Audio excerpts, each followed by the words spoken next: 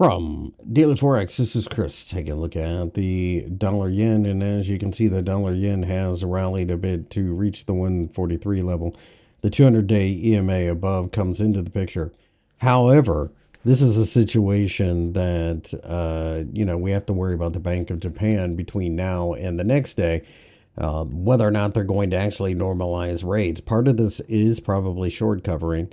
And now we have to wait to see how we behave afterwards. If the Japanese actually normalize rates, or at least get in that direction, we might see this market breakdown. But if they fail yet again to come up with anything, the yen's going to get smoked. Maybe not against the dollar, but most certainly against other currencies like the New Zealand dollar and the British pound and everything else.